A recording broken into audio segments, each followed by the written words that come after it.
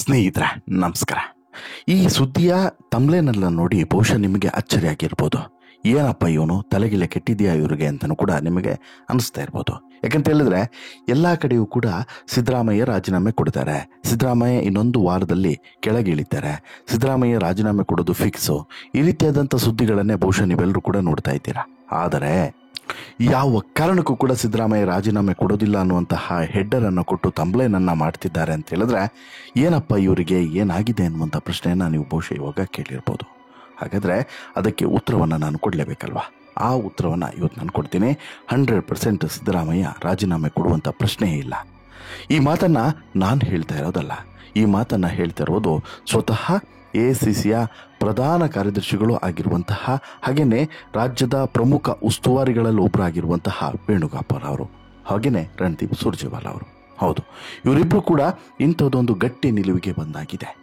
ಇವರಿಬ್ಬರಿಗೂ ಕೂಡ ಗಟ್ಟಿ ನಿಲುವನ್ನು ಬರೋದಕ್ಕೆ ಅಥವಾ ಇವರಿಬ್ಬರು ಕೂಡ ಗಟ್ಟಿಯಾದಂಥ ಹೇಳಿಕೆಯನ್ನು ಕೊಡೋದಕ್ಕೆ ಪ್ರಮುಖವಾದಂಥ ಕಾರಣ ಸೋನಿಯಾ ಗಾಂಧಿ ಮತ್ತು ರಾಹುಲ್ ಗಾಂಧಿ, ಜೊತೆಗೆ ಖರ್ಗೆ. ಹೌದು, ರಾಜ್ಯದಲ್ಲಿ ಈಗ ದೊಡ್ಡ ಭ್ರಷ್ಟಾಚಾರವೇ ನಡೆದಿದೆ ಅನ್ನುವಂಥ ಆರೋಪವನ್ನು ಮಾಡಿಕೊಂಡು BJP ಪಾದಯಾತ್ರೆಯನ್ನು ನಡೆಸ್ತಿದೆ. ಜೊತೆಗೆ ಸಿದ್ದರಾಮಯ್ಯನವರ ವಿರುದ್ಧ ದೊಡ್ಡ ಷಡ್ಯಂತ್ರವನ್ನು ಹೇಳಿತಾ ಇದ್ದಾರೆ. ಒಂದು ಕಡೆ ಮೂಡ, ಮತ್ತೊಂದು ಕಡೆ ವಾಲ್ಮೀಕಿ ಹಗರಣ. ಇದೆರಡರಲ್ಲೂ ಕೂಡ ಸಿದ್ದರಾಮಯ್ಯನವರ ಪಾತ್ರ ಇದೆ ಅನ್ನುವಂಥ ಕಾರಣಕ್ಕೋಸ್ಕರ ಸಿದ್ದರಾಮಯ್ಯನವರನ್ನು ಕೆಳಗಿಳಿಸಬೇಕು, ಈ ಸ್ಥಾನಕ್ಕೆ DK ಶಿವಕುಮಾರ್ ಅಥವಾ ಬೇರೆ ಯಾರನ್ನಾದರೂ ಕರ್ಕೊಂಡು ಬಂದು ಕೂರಿಸಬೇಕು ಅನ್ನುವಂತಹ ಚಿಂತನೆಯಲ್ಲಿದ್ದಾರೆ. ಹಾಗಾಗಿ ಸಿದ್ದರಾಮಯ್ಯನವರು ರಾಜೀನಾಮೆ ಕೊಡಲೇಬೇಕು ಅನ್ನುವಂತಹ ಒಂದು ಪ್ರಮೇಯ ನಿರ್ಮಾಣ ಮಾಡಬೇಕು ಅನ್ನುವಂತಹ ಹಾಪಾಪಿಯಲ್ಲಿ BJP ನಾಯಕರು ಇದ್ದಾರೆ. ಅದಕ್ಕೆ ಪೂರಕವಾಗಿ ರಾಜ್ಯಪಾಲರು ಕೂಡ ಈಗಾಗಲೇ ಪ್ರಾಸಿಕ್ಯೂಷನ್ಗೆ ಒಂದು ಡಿಟೇಲ್ ಆದಂಥ ರಿಪೋರ್ಟನ್ನು ಕೊಡಿ ಎನ್ನುವಂತಹ ಮನವಿಯನ್ನು ಕೂಡ ಸರ್ಕಾರಕ್ಕೆ ಕೊಟ್ಟಿದ್ದಾರೆ, ಅಥವಾ ನೋಟಿಸನ್ನು ಕೂಡ ಇಶ್ಯೂ ಮಾಡಿದ್ದಾರೆ. ಇದಿಷ್ಟು ಒಂದು ಭಾಗ. ಮತ್ತೊಂದು ಭಾಗ, ಇಷ್ಟೆಲ್ಲ ಡೆವಲಪ್ಮೆಂಟ್ ಆಗ್ತಾ ಇದ್ರೂ ಕೂಡ ಸಿದ್ದರಾಮಯ್ಯ ಯಾವ ಕಾರಣಕ್ಕೂ ಕೂಡ ರಾಜೀನಾಮೆ ಕೊಡುವಂಥ ಪ್ರಶ್ನೆ ಇಲ್ಲ ಅನ್ನುವಂಥದ್ದು ಈಗ ಸಿಗ್ತಿರುವಂಥ ಸುಳಿವು. ಜೊತೆಗೆ ರಾಜ್ಯದಲ್ಲಿ ಇರುವಂತಹ ಸಚಿವರಿಗೆ ಹಾಗೆಯೇ ಶಾಸಕರಿಗೆ, BJPಯ ಕಾಂಗ್ರೆಸ್ನ ಪ್ರಮುಖ ನಾಯಕರಿಗೆ ಈಗ ಸುರ್ಜೇವಾಲಾ ಮತ್ತು ವೇಣುಗೋಪಾಲ್ ಸರಿಯಾಗಿ ಕ್ಲಾಸನ್ನು ತೆಗೆದುಕೊಂಡಿದ್ದಾರೆ. ಅದರಲ್ಲೂ ಕೂಡ ಸಚಿವರಿಗಂತೂ ಇನ್ನೆರಡೇ ತಿಂಗಳು ಟೈಮ್ ನಿಮಗೆ ಅನ್ನುವಂತಹ ಸಂದೇಶವನ್ನು ಕೂಡ ರವಾನಿಸಿದ್ದಾರೆ. ಅದು ಯಾಕೆ ಎಲ್ಲವನ್ನು ಕೂಡ ನಿಮ್ಮ ಮುಂದೆ ಇಡ್ತಾ ಹೋಗ್ತೇನೆ. ಅದಕ್ಕಿಂತ ಮುಂಚೆ ನೀವಿನ್ನೂ ಕೂಡ ನಮ್ಮ ಚಾನಲನ್ನು ಸಬ್ಸ್ಕ್ರೈಬ್ ಮಾಡಿಲ್ಲ ಅಂದರೆ ದಯವಿಟ್ಟು ಈ ಕೂಡಲೇ ಸಬ್ಸ್ಕ್ರೈಬ್ ಮಾಡಿ ಸ್ನೇಹಿತರೆ. ನಾನು ಮೊನ್ನೆನೂ ಕೂಡ ಹೇಳಿದೆ, ಅದ್ಯಾವ ಗಳಿಗೆಯಲ್ಲಿ ಕಾಂಗ್ರೆಸ್ ಸರ್ಕಾರ ಅಧಿಕಾರಕ್ಕೆ ಬಂತು, ಅದ್ಯಾವ ಗಳಿಗೆಯಲ್ಲಿ ಸಿದ್ದರಾಮಯ್ಯ CM ಆಗಿ ಪ್ರಮಾಣ ವಚನವನ್ನು ಸ್ವೀಕರಿಸಿದ್ರೂ ಗೊತ್ತಿಲ್ಲ. ಅದಾದ ಬಳಿಕ ಒಂದಾದ್ಮೇಲೊಂದು ಸಂಕಷ್ಟ ಸರ್ಕಾರಕ್ಕೆ ಬಂದು ಅಪ್ಪಳಿಸ್ತೇನಿದೆ.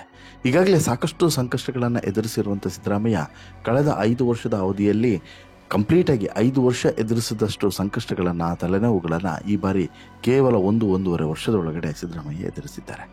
ಇದಕ್ಕೆ ಈಗ ಹೊಸದೊಂದು ಸಾಕ್ಷಿ ಅಂತ ಹೇಳಿದ್ರೆ ಅದೇ ವಾಲ್ಮೀಕಿ ಹಗರಣ ಮತ್ತು ಮೂಡಾ ಹಗರಣ. ಹೌದು, ಈ ಎರಡೂ ಹಗರಣಗಳನ್ನು ಮುಖ್ಯವಾದಂಥ ಅಜೆಂಡಾ ಮಾಡಿಕೊಂಡಿರುವಂಥ BJP ಈಗಾಗಲೇ ಸಿದ್ದರಾಮಯ್ಯನವರ ರಾಜೀನಾಮೆಗೆ ಬಿಗಿಪಟ್ಟನ್ನು ಹಿಡಿದಿದ್ರೆ, ಮತ್ತೊಂದು ಕಡೆ ರಾಜ್ಯಪಾಲರು ಕೂಡ ಇಲ್ಲಿ ಪ್ರಾಸಿಕ್ಯೂಷನ್ ಮಾಡಬೇಕು ಅನ್ನುವಂತಹ ಕಾರಣಕ್ಕೆ ನೋಟಿಸನ್ನು ಇಶ್ಯೂ ಮಾಡಿದ್ದಾರೆ ರಾಜ್ಯ ಸರ್ಕಾರಕ್ಕೆ. ಇದರಲ್ಲಿ ಪರ ವಿರೋಧ ಹೇಳಿಕೆಗಳು ಮತ್ತು ಚರ್ಚೆಗಳು ಕೂಡ ನಡೀತಿರುವಂಥ ಸಂದರ್ಭದಲ್ಲಿ ಈಗ ಹೈಕಮಾಂಡ್ನಿಂದ ಒಂದು ಗಡತ್ತದಂಥ ಸಂದೇಶವೇ ರಾಜ್ಯಕ್ಕೆ ಬಂದು ಅಪ್ಪಳಿಸಿದೆ. ಹೌದು, ಈಗಾಗಲೇ ಎಲ್ಲರೂ ಕೂಡ ಏನಾಗಿದೆ, ಒಬ್ಬೊಬ್ಬರು ಆಳಿಗೊಂದು ಕಲ್ಲಿನ ರೀತಿ ಎಲ್ಲರೂ ಕೂಡ ಹೊಡಿತಿದ್ದಾರೆ. ಆದರೆ CM ಬೆನ್ನಿಗೆ ನಿಲ್ಲುವಂಥ ಕೆಲಸವನ್ನು ಕೆಲವರು ಮಾಡ್ತಿದ್ದಾರೆ.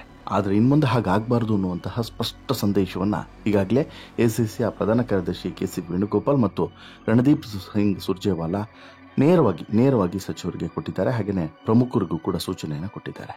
ಮೈಸೂರಿನ ನಗರಾಭಿವೃದ್ಧಿ ಪ್ರಾಧಿಕಾರದಲ್ಲಿ ನಡೆದಿರುವಂತಹ ನಿವೇಶನ ಹಂಚಿಕೆ ಹಗರಣಕ್ಕೆ ಸಂಬಂಧಿಸಿದಂತೆ CM ಸಿದ್ದರಾಮಯ್ಯ ಕುರ್ಚಿಗೆ ಒದಗಬಹುದಾದಂಥ ಸಂಭಾವ್ಯ ಸಂಚಕಾರವನ್ನು ಗಮನದಲ್ಲಿಟ್ಟುಕೊಂಡು ಕಾಂಗ್ರೆಸ್ ಹೈಕಮಾಂಡ್ ಪ್ರತಿ ಹೋರಾಟಕ್ಕೆ ಸಜ್ಜನ್ನು ಮಾಡಿಕೊಳ್ತಾ ಇದೆ.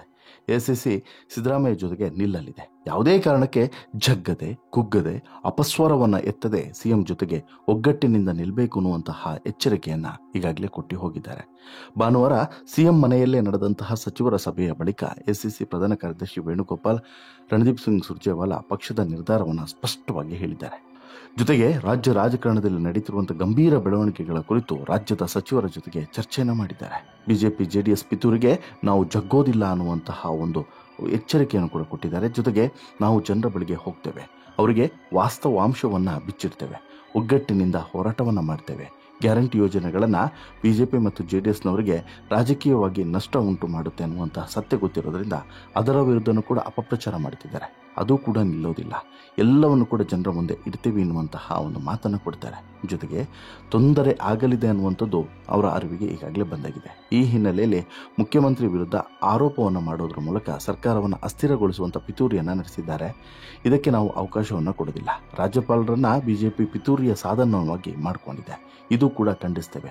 ನೋಟಿಸ್ ಕೊಡೋದ್ರ ಮೂಲಕ ಸರ್ಕಾರವನ್ನು ಅಸ್ಥಿರಗೊಳಿಸಬೇಕು ಅನ್ನುವಂಥ ಭಾವನೆ ಮೂಡಿಸುವಂಥ ಪ್ರಯತ್ನವನ್ನು ಮಾಡ್ತಿದ್ದಾರೆ. ಇದಕ್ಕೆ ನಾವು ಸೊಪ್ಪು ಹಾಕೋದೇ ಇಲ್ಲ. ಕಾಂಗ್ರೆಸ್ ಪಕ್ಷ ಈ ಪಿತೂರಿಯ ವಿರುದ್ಧ ಹೋರಾಟವನ್ನು ಮಾಡೋದಕ್ಕೆ ತೀರ್ಮಾನಿಸಿದೆ. ಬಿಜೆಪಿ ಸರ್ಕಾರಗಳನ್ನು ಉರುಳಿಸುವಂತ ಇತಿಹಾಸ ಹೊಂದಿದೆ. 2018ರಲ್ಲಿ ಕಾಂಗ್ರೆಸ್ ಜೆಡಿಎಸ್ ಮೈತ್ರಿ ಸರ್ಕಾರ ಉರುಳಿಸಿದ್ದೇ ಬಿಜೆಪಿ ಕೇಂದ್ರ ನಾಯಕತ್ವದ ಪಿತೂರಿಯಿಂದ. ಅದೇ ರೀತಿಯ ಸ್ಪಷ್ಟ ಉದ್ದೇಶದಿಂದ ಈಗಲೂ ಕೂಡ ಕಾಂಗ್ರೆಸ್ ಸರ್ಕಾರವನ್ನು ಗುರಿಯಾಗಿಟ್ಟಿಸಿಕೊಂಡು ಎಲ್ರಿಗೂ ಕೂಡ ಸಿದ್ದರಾಮಯ್ಯನವರ ವಿರುದ್ಧ ಈ ರೀತಿ ಗನ್ನನ್ನು ಇಟ್ಬಿಟ್ಟು ಶೂಟನ್ನು ಮಾಡ್ತಾ ಇದೆ. ಆದರೆ ಅದು ಅಷ್ಟು ಸುಲಭ ಅಲ್ಲ. ಸಿದ್ದರಾಮಯ್ಯನವರ ರಾಜಕೀಯ ಜೀವನ ಎಂತಹದ್ದು ಅನ್ನೋದು ಎಲ್ರಿಗೂ ಕೂಡ ಗೊತ್ತಿದೆ. ಸಿದ್ದರಾಮಯ್ಯ ಮುಖ್ಯಮಂತ್ರಿ ಪದವಿಗೆ ಹೊಸಬ್ರಲ್ಲ. ಅವರ ರಾಜಕೀಯ ಬದುಕು, ತತ್ವ ಸಿದ್ಧಾಂತ, ಹಿನ್ನೆಲೆ, ಅವರು ಹೇಗಿದ್ದಾರೆ, ಈಗ ಹೇಗಾಗಿದ್ದಾರೆ ಎಲ್ಲವೂ ಕೂಡ ನಮಗೂ ಗೊತ್ತು, ನಿಮಗೂ ಗೊತ್ತು. ಹೀಗಾಗಿ ರಾಜ್ಯದ ಜನ ಇದೆಲ್ಲವನ್ನು ಕೂಡ ನಂಬೋದಿಲ್ಲ ಅನ್ನೋದನ್ನ ಸ್ವತಃ ಇಲ್ಲಿ ಕೇಂದ್ರದಿಂದ ಬಂದಂತಹ ನಾಯಕರೇ ಹೇಳ್ತಾ ಇದ್ದಾರೆ. ಅಷ್ಟಕ್ಕೆ ಸುಮ್ಮನೆ ಇರದಂತಹ ರಣದೀಪ್ ಸಿಂಗ್ ಸುರ್ಜೇವಾಲಾ ಮತ್ತು ವೇಣುಗೋಪಾಲ್ ಅವರು ಸಚಿವರಿಗೂ ಕೂಡ ಖಡಕ್ಕಾಗಿ ಕ್ಲಾಸನ್ನು ತೆಗೆದುಕೊಂಡಿದ್ದಾರೆ. ನೀವು ಮಾಡಿರುವಂಥ ಸಾಧನೆ ಏನು ಅನ್ನೋದು ನಮಗೆ ಗೊತ್ತಿದೆ ಅನ್ನುವಂತಹ ಒಂದು ನೇರವಾದಂಥ ಎಚ್ಚರಿಕೆಯನ್ನು ಕೊಟ್ಟಿದ್ದಾರೆ. ಯಾಕಂತ ಹೇಳಿದ್ರೆ ಇಲ್ಲಿ ಲೋಕಸಭೆ ಚುನಾವಣೆಯಲ್ಲಿ 17 ಸಚಿವರ ಕ್ಷೇತ್ರಗಳಲ್ಲಿ ಕಾಂಗ್ರೆಸ್ ಅಭ್ಯರ್ಥಿಗೆ ಲೀಡ್ ಕಡಿಮೆಯಾದಂಥ ವಿಚಾರವನ್ನು ಕೂಡ ಮತ್ತೆ ಗಂಭೀರವಾಗಿ ಪರಿಗಣಿಸಲಿದ್ದೇವೆ ಅನ್ನೋದನ್ನು ಈಗಾಗಲೇ ಎಚ್ಚರಿಕೆಯ ಮೂಲಕ ರವಾನಿಸಿದ್ದಾರೆ. ಸರ್ಕಾರ ರಚನೆಯಾಗಿ ಒಂದೇ ವರ್ಷದಲ್ಲಿ ಹಿಂದೆ ಬೀಳಲು ಕಾರಣವಾಗಿದ್ದೇನು ಅನ್ನುವಂಥ ಪ್ರಶ್ನೆಯನ್ನು ಕೇಳಿದ್ದಾರೆ. ಸಚಿವರು ತಮ್ಮ ಇಲಾಖೆಯಲ್ಲಿ 1 ವರ್ಷದ ಸಾಧನಾ ವರದಿಯೊಂದಿಗೆ ಹಾಜರಾಗಿದ್ದರು. ತಮಗೆ ಸಿಕ್ಕ ಅವಕಾಶದಲ್ಲಿ ಏನೆಲ್ಲ ಮಾಡಿದ್ದೀವಿ ಅನ್ನುವಂಥ ಹೇಳುವಂಥ ಪ್ರಯತ್ನವನ್ನು ಮಾಡಿದ್ರು.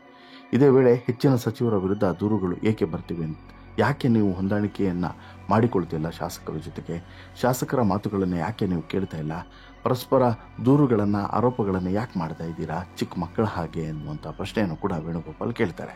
ಜೊತೆಗೆ ವಾಲ್ಮೀಕಿ ನಿಗಮದ ಅಕ್ರಮದ ಬಗ್ಗೆ ಪ್ರಶ್ನೆ ಮಾಡಿದಂಥ ವೇಣುಗೋಪಾಲ್ ವಾಲ್ಮೀಕಿ ನಿಗಮದಲ್ಲಿ ಅಕ್ರಮದ ಬಗ್ಗೆ ತೀವ್ರ ಆಕ್ಷೇಪವನ್ನು ವ್ಯಕ್ತಪಡಿಸಿ ಮುಂದೆ ಇಂತಹದ್ದು ಮರುಕಳಿಸದಂತೆ ಎಚ್ಚರಿಕೆಯನ್ನು ವಹಿಸಿ ಅಂತಲೂ ಕೂಡ ತಾಕೀತು ಮಾಡ್ತಾರೆ.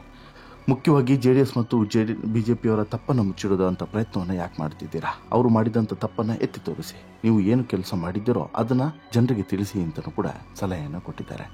ಇನ್ನು ಮುಖ್ಯಮಂತ್ರಿ ಸಿದ್ದರಾಮಯ್ಯ, ಕೆ.ಸಿ. ವೇಣುಗೋಪಾಲ್, ರಣದೀಪ್ ಸಿಂಗ್ ಸುರ್ಜೇವಾಲಾ ಬಹು ಸಮಯ ಪ್ರತ್ಯೇಕ ಸಭೆಯನ್ನು ನಡೆಸ್ತಾರೆ. ರಾಜ್ಯಪಾಲರ ನಡೆಯ ಬಗ್ಗೆ ಚರ್ಚೆಯನ್ನು ನಡೆಸ್ತಾರೆ. ಮೂಡ ಹಗರಣದ ವಿಚಾರವಾಗಿಯೂ ಕೂಡ ಅಭಿಯೋಜನೆಗೆ ಅವಕಾಶ ನೀಡುವ ಸಂಬಂಧ ನೋಟಿಸ್ ನೀಡಿದ ಬಳಿಕ ಮುಂದಿನ ಪ್ರಕ್ರಿಯೆ ಏನೇನಿರುತ್ತೆ, ರಾಜ್ಯಪಾಲರ ಹೆಜ್ಜೆಗುರುತೇನು, ಈ ಪ್ರಕರಣದ ಹಿಂದೆ ಕೇಂದ್ರದ ಹಸ್ತಕ್ಷೇಪ ಇದೆಯಾ, ಒಂದೊಮ್ಮೆ ಈ ಅಭಿಯೋಜನೆ ಅಥವಾ ಪ್ರಾಸಿಕ್ಯೂಷನ್ಗೆ ಅನುಮತಿಯನ್ನು ನೀಡಿದರೆ ಮುಂದೆ ಏನು ಮಾಡಬೇಕು ಅನ್ನೋದ್ರ ಬಗ್ಗೆನೂ ಕೂಡ ಈಗಾಗಲೇ ಚಿಂತನೆಯನ್ನು ಮಾಡಿಕೊಂಡಿದ್ದಾರೆ. ಇನ್ನು ವಾಲ್ಮೀಕಿ ಹಗರಣದಲ್ಲಾದಂಥದ್ದಾಗಿರ್ಬೋದು, ಮೂಡ ಹಗರಣದಲ್ಲಾಗಲಿರ್ಬೋದು, ಸರ್ಕಾರ ಮತ್ತು ಸಚಿವರ ಲೋಪ ಇಲ್ಲ. ಸುಪ್ರೀಂ ಕೋರ್ಟ್ ನಿವೃತ್ತ ಇಒಗಳಿಂದ ಮತ್ತು ಸುಪ್ರೀಂ ಕೋರ್ಟ್ ಹಿರಿಯ ಕೌನ್ಸಿಲ್ಗಳಿಂದ ದಾಖಲೆಗಳನ್ನು ಪರಿಶೀಲನೆ ಮಾಡಿಸಿದ್ದೇವೆ. ಎರಡೂ ಪ್ರಕರಣದಲ್ಲಿ ಸರ್ಕಾರದ ಪಾತ್ರ ಇಲ್ಲ ಅನ್ನೋದು ಸ್ಪಷ್ಟವಾಗಿದೆ. ಹೀಗಿದ್ದು ರಾಜ್ಯದ ಜನರಿಗೆ ಇದನ್ನು ಸರಿಯಾಗಿ ಅರ್ಥ ಮಾಡಿಸೋದ್ರಲ್ಲಿ ನೀವು ವಿಫಲರಾಗಿದ್ದೀರಾ ಅಂತೇಳಿ ಸಚಿವರಿಗೆ ವೇಣುಗೋಪಾಲ್ ಹರಿಹಾಯ್ದಿದ್ದಾರೆ ಎಂದು ಕೂಡ ಗೊತ್ತಾಗಿದೆ. ಇನ್ನು ರಾಜ್ಯದ ನಾಯಕರಿಗೆ ಪಕ್ಷದ ಶಾಸಕರ ಬೇಡಿಕೆಯನ್ನು ಈಡೇರಿಸುವುದಕ್ಕೆ ಪ್ರಯತ್ನಿಸಿ, ಪಕ್ಷದ ಮುಖಂಡರು ಮತ್ತು ಕಾರ್ಯಕರ್ತರ ವಿಶ್ವಾಸವನ್ನು ಗಳಿಸಿ, ನಿಗಮ ಮಂಡಳಿ ಅಧ್ಯಕ್ಷರ ಜೊತೆಗೆ ಸಮನ್ವಯವನ್ನು ಸಾಧಿಸಿ, ಜನಮನ್ನಣೆಗೆ ಇಲಾಖೆ ಕೆಲಸದಲ್ಲಿ ಹೆಚ್ಚು ಆಸಕ್ತಿಯನ್ನು ವಹಿಸಿ, ಮುಂಬರುವ ಚುನಾವಣೆಗಳಲ್ಲಿ ಸಾಮರ್ಥ್ಯವನ್ನು ತೋರಿಸಿ. ಇಲ್ಲವಾದರೆ 2 ತಿಂಗಳು ನಿಮಗೆ ಸಮಯ, ಅದರ ಒಳಗಡೆ ನೀವು ಬದಲಾಗದೇ ಇದ್ದರೆ ನಿಮಗೆ ಗೇಟ್ ಪಾಸ್ ಕೊಡೋದು ಮಾತ್ರ ಖಚಿತ, ನಿಶ್ಚಿತ ಅನ್ನುವಂತಹ ಒಂದು ವಾರ್ನಿಂಗನ್ನು ಕೂಡ ಕೊಟ್ಟಿದ್ದಾರೆ. ಇದಕ್ಕೆ ಪೂರಕವಾಗಿ ಈಗಾಗಲೇ ಮಧುಸೂದನ್ ಮಿಸ್ತ್ರಿ ನೇತೃತ್ವದಲ್ಲಿ ನಡೆದಂಥ ಸರ್ವೆಯಲ್ಲೂ ಕೂಡ ಸಚಿವರ ಮೌಲ್ಯಮಾಪನ ನಡೆದಾಗಿದೆ. ಇದು ಕೂಡ ಈಗಾಗಲೇ ಹೈಕಮಾಂಡ್ನ ಕೈ ಸೇರಿದೆ. ಈ ರಿಪೋರ್ಟ್ ಕಾರ್ಡನ್ನು ಕೂಡ ಹಿಡ್ಕೊಂಡು ವೇಣುಗೋಪಾಲ್ ಮತ್ತು ಸುರ್ಜೇವಾಲಾ ಬಂದಿದ್ದರು ಅನ್ನೋದನ್ನು ಗಮನಿಸಬೇಕು. ಹೀಗಾಗಿ ಒಂದಷ್ಟು ಜನ ಸಚಿವರಿಗೆ ಖಡಕ್ಕಾದಂಥ ವಾರ್ನಿಂಗನ್ನು ಕೊಟ್ಟಿದ್ದಾರೆ. ನೀವು ಮಾಡ್ತಿರೋದು ಸ್ವಲ್ಪನೂ ಕೂಡ ಸರಿ ಇಲ್ಲ. ಇನ್ನೆರಡು ತಿಂಗಳ ಒಳಗಡೆ ನೀವು ಬದಲಾಗದೇ ಇದ್ದರೆ ನಿಮ್ಮ ಬದಲಾವಣೆ ಖಚಿತ ಅನ್ನೋದನ್ನು ಇವತ್ತೇ ನಾವು ಹೇಳ್ತಾ ಇದ್ದೀವಿ ಅನ್ನುವಂಥ ನೇರವಾದಂಥ ಎಚ್ಚರಿಕೆಯನ್ನು ಕೊಟ್ಟಿದ್ದಾರೆ. ಅದರ ಜೊತೆಗೆ ರಾಜ್ಯದಲ್ಲಿ ಬಿಜೆಪಿ ಸರ್ಕಾರ ಇದ್ದಂಥ ಸಂದರ್ಭದಲ್ಲಿ ನಡೆದಿರುವಂಥ ಹಗರಣಗಳ ಬಗ್ಗೆಯೂ ಕೂಡ ಈಗ ಮತ್ತೆ ಎಲ್ಲವನ್ನು ಕೂಡ ಕೆದಕಿ ತೆಗೆಯುವಂಥ ಕೆಲಸವನ್ನು ಮಾಡ್ತೇವೆ ಎನ್ನುವಂತಹ ಒಂದು ಸುಳಿವನ್ನು ಕೂಡ ಕೊಟ್ಟಿದ್ದಾರೆ. ಅದರ ಜೊತೆಗೆ ಸಚಿವರಿಗೆ, ಶಾಸಕರಿಗೆ, ನಾಯಕರಿಗೆ ಒಂದಷ್ಟು ಗಂಭೀರ ವಿಚಾರಗಳ ಬಗ್ಗೆ ಸೂಚನೆಯನ್ನು ಕೂಡ ಕೊಟ್ಟು ತೆರಳಿದ್ದಾರೆ. ಹೀಗಾಗಿ ಇಲ್ಲಿ ಕಾಂಗ್ರೆಸ್ ನಾಯಕರಿಗೆ ಒಂದು ರೀಚಾರ್ಜ್ ಅಂತಲೇ ಹೇಳ್ಬೋದು, ಜೊತೆಗೆ ಟಾಸ್ಕ್ ಅಂತಲೂ ಕೂಡ ಹೇಳ್ಬೋದು. ಇದರ ಫಲ ಏನಾಗುತ್ತೆ ಮುಂದೆ ಅದನ್ನು ಮಾತ್ರ ಕಾದು ನೋಡಬೇಕು. ನಿಮಗೇನು ಅನಿಸುತ್ತೆ ಸ್ನೇಹಿತರೆ, ಇಷ್ಟು ಬೆಳವಣಿಗೆಗಳ ಬಗ್ಗೆ ನಿಮ್ಮ ಅಭಿಪ್ರಾಯ ಏನು? ದಯವಿಟ್ಟು ಕಮೆಂಟ್ ಮಾಡಿ ತಿಳಿಸಿ. ಜೊತೆಗೆ ಇಷ್ಟ ಆಯಿತು ಅಂತ ಹೇಳಿದ್ರೆ ಲೈಕ್ ಮಾಡಿ, ಶೇರ್ ಮಾಡಿ, ಚಾನಲ್ಗೆ ಸಬ್ಸ್ಕ್ರೈಬ್ ಆಗೋದನ್ನು ಮರಿಬೇಡಿ. ಧನ್ಯವಾದ.